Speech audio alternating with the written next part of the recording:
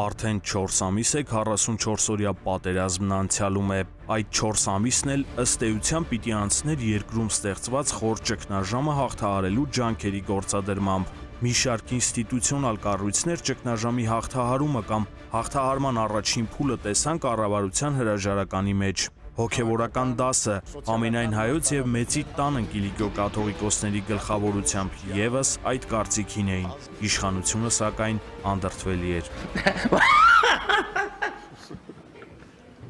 Այդ բոլոր պահանջներին իշխանությունն արձագանքում էր ճիշտ այնպես, ինչպես Հայաստանի ողնաշարի Սյունիքի մաս-մաս օկուպացմանը, այսինքն բացարձական տարբերությամբ։ Չնայած Սյունիքի մաս-մաս շերտազատման հարցում ավելի լավ էր լռելը, քանի որ երբ այդ լռությունը խախտում էին քայլականները, ապա հասարակության գիտակից մասը հերթական անգամ ցնցվում էր։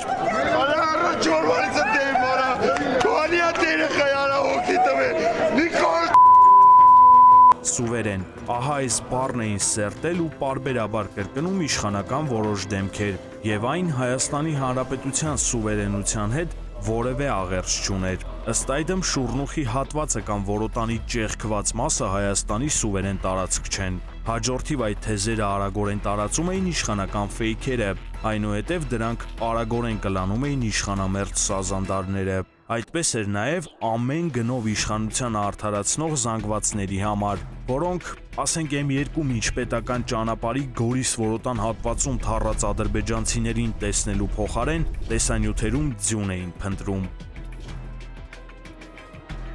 4 ամիս է Սյունիքից ամեն աստծո օր մտահոգիչ ահազանգեր են ստացվում։ Ադրբեջանցիներն էլ այնքան են լկտիացել ու տնավորվել, որ կրակում ու ահաբեկում են քաղաքացիներին։ Խոսում են բոլորը, բացի իշխանություններից։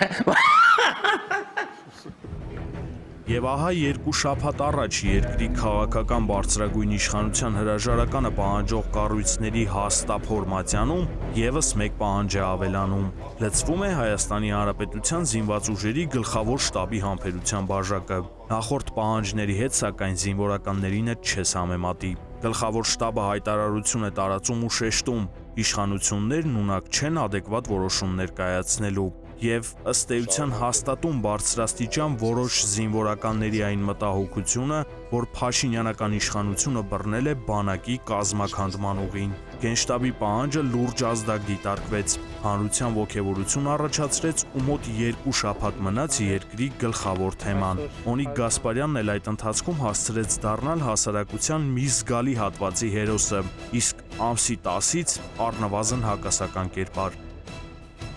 Նորից նոր թափ ստացան այն խոսակցությունները, ըստ որոնց ռազմական դրության պայմաններում հենց Գասպարյանն էր առանցքային դերակատարը ու կարող էր Փաշինյանին մեկուսացնել ոչ խելամիտ որոշումների ընդունման գործընթացից։ Մանավանդ այն դեպքում, երբ պատերազմի 4-րդ օրը ինքը պատերազմը դադարեցնելու կոչ էր արել ու էլի ոչ մի քայլ։ Պատերազմից 3.5 ամիս առաջ էլ Փաշինյանին ներկայացրել էր իրավիճակը եւ հորդորել քաղաքական եւ դիվանագիտական ճանապարհով կանխել կամ գոնե հետաձգել վերահաս պատերազմը։ Արդյունքում Փաշինյանը ոչ միայն չէր կանխել, այլ արել էր հնարավորը պատերազմն անխուսափելի դարձնելու համար։ Եվ ահա այս ամենի արդյունքն էլ այն մղձավանջն է, որում հայտնվել է մի ամբողջ պետություն։ Այդ մղձավանջը կանխելու կամ հաղթահարելու համար Օնիկ Գասպարյանը առնվազն 6 ամիս ուներ, բայց խոշոր հաշվով ոչինչ չարեց։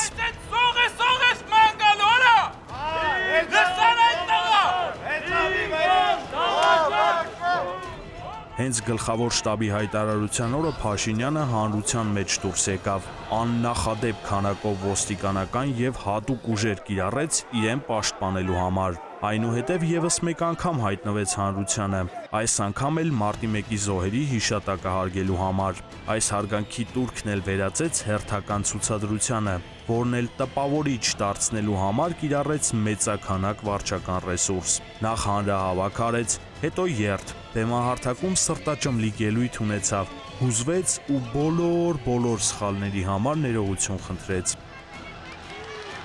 Հազարավոր զոհերի ու կորսված հայրենիքի համար էլ ներում հայցեց։ Հրապարակի կոնտինգենտն էլ մեծահոգի էր, եթե հասել էր այնտեղ, ուրեմն կներեր։ Սգո երթին էլ դմփ-դմփու արեցին, աչուձախ ողջույններ հղեցին, մոռացան թե ինչի համար էին հավաքվել եւ այդ երանելի մոռացության նոտայի վրա էլ գնացին տներով։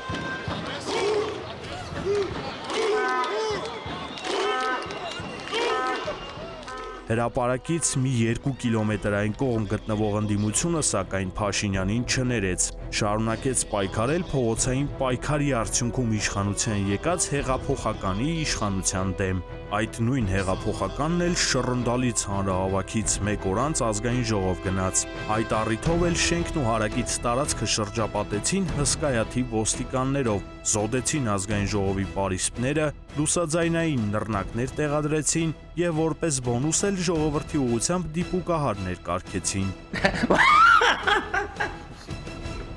Նոյեմբերի 9-ի խայտառակ հայտարարությունից հետո Փաշինյանի հրաժարականի պահանջով հանդես են եկել աննախադեպ թվով կառույցներ Հայաստանից եւ Սփյուռքից, սակայն շատերի պահանջը այդպես էլ մնում է թղթի վրա, հայտարարության տեսքով եւ առանց գործուն քայլերի։ Մասնավորապես ուշագրավ է, թե ինչպես է նախագահ Արմեն Սարգսյանը պատկերացնում Փաշինյանի հեռացումը, որը ինքը եւս պահանջում է, եթե ունի Գասպարյանի պաշտոնանկության հարցում այդ նույն Փաշինյանի ջրաղացին ջուր է լցնում։ Այս ամբողջ թողոբոյի մեջ ճգնաժամն ավելի է խորանում, մտահոգություններն ավելանում, հույսերը մարում ու մի միտք է տանջում, ինչ է կատարվում Հայաստանի ներքաղաքական կուլիսներում, ու մինչ Փաշինյանը վերջնական կկողմնորոշվի գնում է արտահերթ խորհրդարանական ընտրությունների թե ոչ, նոր փրկողակ է հայտնվում, առկա իրավիճակը քննարկելու եւ ճգնաժամը հաղթահարելուն ուղղված փոխընդունելի լուծումներ գտնելու նպատակով նախագահը Փաշինյանին, խորհրդարանական խմբակցությունների ղեկավարներին եւ հայրենիքի փրկության շարժման ղեկավարներին քննարկման է հրավիրում։ Հաշվի առնելով իշխանության անդրդվելի կեցվածքը, այս քննարկման կայացման հույսերը շատ փխրուն են։ Կայացման դեպքում էլ որևէ տեսանելի արդյունքի հույսերը։ Շատ փխրուն են նաև այն հույսերը, որ իշխանությունը կհեռանա։ Դրա լավագույն ապացույցը կառավարության ճաղավանդակված դռներն ու պատուհաններն են, ազգային ժողովի այլևս սոդված դարպասները։ Թերևս հենց սրանք են երկիրը ճգնաժամից դուրս բերելու իշխանության ֆունդամենտալ քայլերը։